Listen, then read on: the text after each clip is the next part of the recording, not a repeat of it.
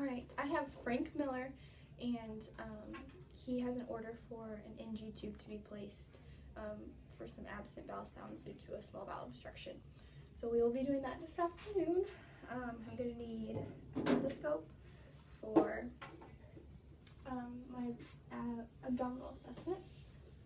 I'm going to need a glass of water for when we're advancing the tube, emesis basin just in case anything were to happen. We're going to need a 14 French because that's what's ordered, so you want to double check that. Those come in a package, so you're going to want to make sure the package isn't damaged, any water damage, anything like that. Expiration date on the package is okay.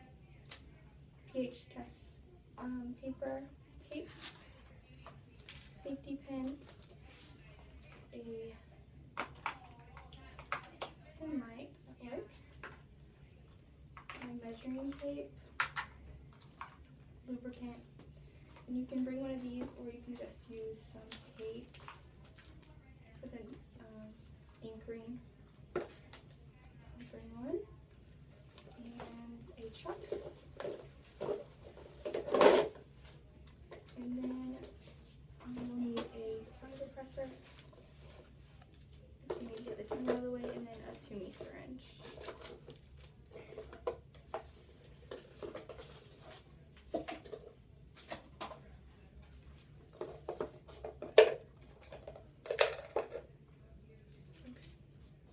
So I'm ready to go into my patient's room now that my supplies is gathered. Knock, knock, knock. Good morning, Frank. How are you this morning? Wash my hands and provide for privacy. Let me grab my mark. Frank, can you give me your full name and date of birth? We have Frank Miller. His date of birth is 7/4 of 58. I see that he has an allergy band on, and I also want to verify those. Can you tell me your allergies? He's allergic to penicillin and Lipitor. So Frank, this morning we're going to place an NG tube. It's going to go down your nose into your stomach. Have you had one of those before? No? Okay. So the doctor has ordered that because of that small bowel obstruction that he had talked to you about yesterday. It's going to relieve any of your nausea, vomiting, that pain in your stomach, and that distension. So it'll relieve a lot of those side effects for you, okay? Have you had any sinus surgeries, any facial trauma or anything? No? Okay. I'm going to ask you a silly question. Do you breathe out of one of your nostrils more than the other? One nair over the other? No? You don't know? Okay. So we're going to do a quick test here. I'm going to plug one side and have you breathe. And plug the other side and have you breathe. They seem even, so do you prefer one over the other? No? Okay, I'm just going to do this right side if that's okay with you, since it's closer to me. Then I'm going to do an abdominal assessment. I'm going to lay you down here for a quick second. I'm going to put your call light. I'm going to look at your stomach. So first we're looking for any distension, which she has, but any other masses. I'm going to get down at eye level. That all looks good. Next we're going to listen. We're expecting absent bowel sounds, but we're just double checking that. Listen in all 4 quadrants, and then when you have absent bowel sounds, you want to listen for a little bit longer, just to make sure you're hearing the right thing. Alright, so I don't hear anything. So next I'm going to just feel. Frank, let me know if there's any extra tenderness or anything. You feel past the distension, no extra masses, no extra tenderness we need to be worried about. I'm going to cover him back up and sit him back up. Alright, the first thing we need to do is I'm going to measure this tube. It's going to go from your nose to your ear first.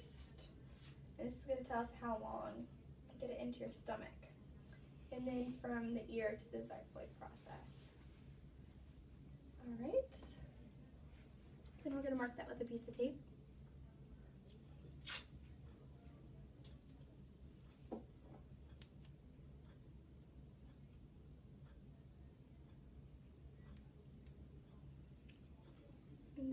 I'm going to measure it, but first I'm going to set up my piece of tape for the very end just so we don't forget about it.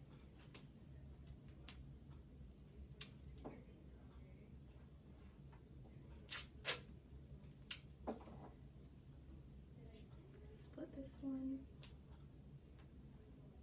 And then one more piece to anchor with. Okay. So next I'm going to measure this.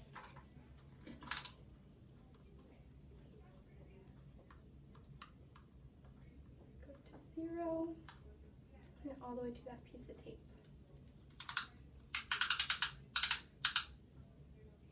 And we have 21 exactly.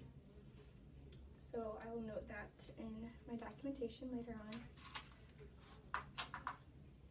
Then I'm going to curl this, just get this ready for when we are going to use it, just 4 to 6 inches. It'll allow for it to slide down better. Next, I'm going to give him a chest to place, and then Frank, during the procedure, if you have any concerns, if you are having any problems breathing, you're feeling nauseous or anything, I'm just going to have you raise this right hand to let me know we need to stop or slow down, and we'll go at the speed that works best for you.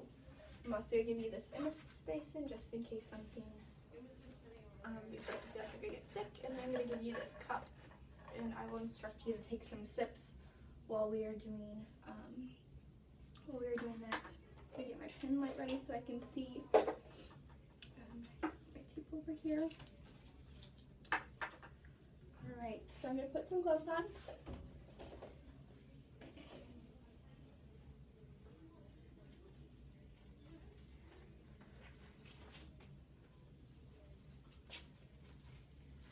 And I'm going to lubricate my NG tube with this water-soluble lubrication. Then I'm going to have my patient lean his head back. And Frank, when you start to gag or if you have something in the back of your throat, I'm going to have you take some sips. And then when you're taking a sip, I'll advance the tube. And when you stop to take a breath, we'll take a break too. Okay? So I'm going to have you lean your head back.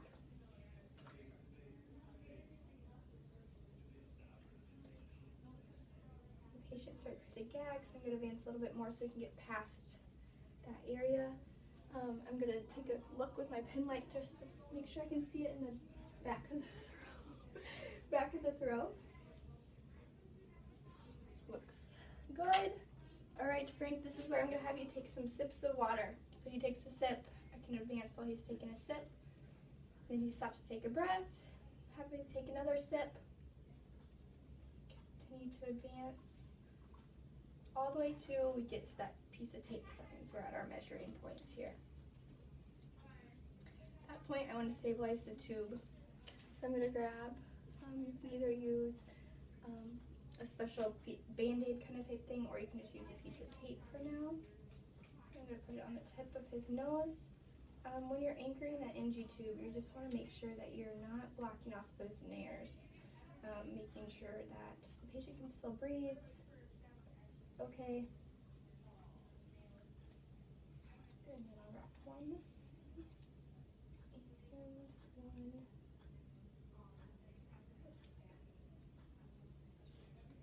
It's not blocking anything, that looks okay. I'm going to go ahead and remove his emesis basin and the water just to get it out of our ways. Next, I'm going to take my Toomey syringe and take my pH paper, and I'm going to check the pH just to make sure that we're in the stomach.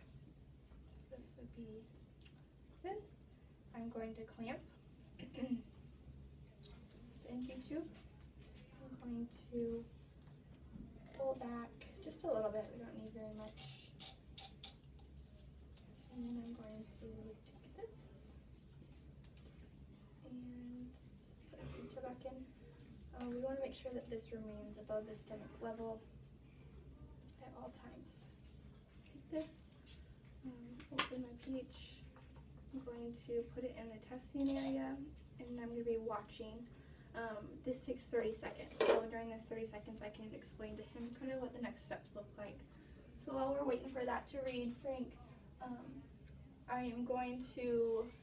we're going to have you go down to X-ray. Once that's done, we're just going to verify the placement. Then you'll come back to us and we'll hook you up to suction. And that's kind of the game plan for the afternoon. Does that sound like that'll be okay for you? And you should go down to X-ray here pretty soon. It won't take very long. So now that 30 seconds has passed, I note that the pH is between 1 and 4, which is good. The stomach is very acidic. And then if they're on certain medications, like a PPI, their stomach acidity level may be less. So they may be up to like a 5 or a 6, depending on certain medications. So knowing your patient is very important. So I can dispose of this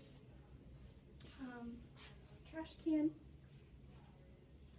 I'm going to take my gloves off. I'm going to wash my hands. I'm going to anchor this just to his gown so it doesn't get pulled while it's being transferred with a safety pin and a piece of tape. And then we'll send him down to X-ray. So he comes back up to X-ray. Everything's placed well. Everything looks good. I come back in the room. I'm going to wash my hands. How was X-ray, Frank? It was okay? Everything looks good. So I'm going to go ahead and hook you up to this section. I'm going to turn on the suction. And I'm going to check to make sure it's where we want it, which is right between 60 and 80. And then we're going to flip it over to intermittent. And then I'm going to put some gloves on here, just in case anything were to leak out.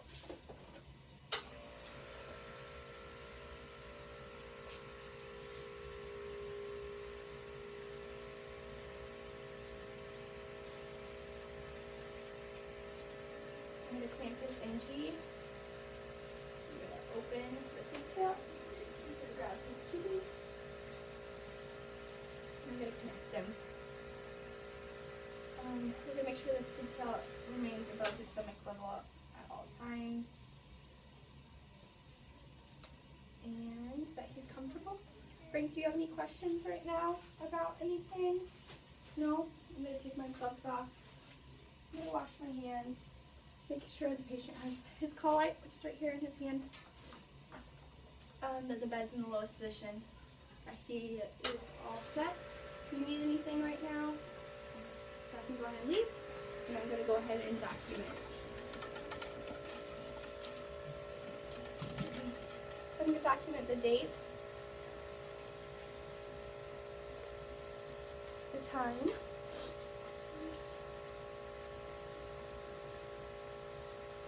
and then why I did the procedure. So patient had absent bowel sounds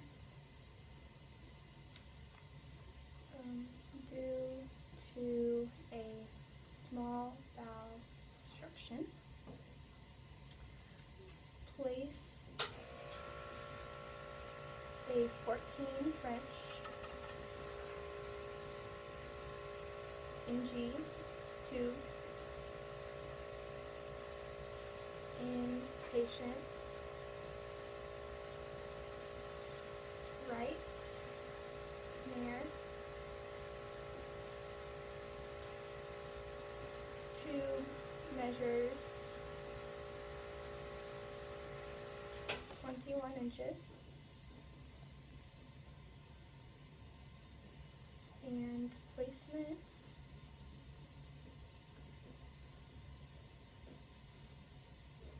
was verified by X-ray. Patient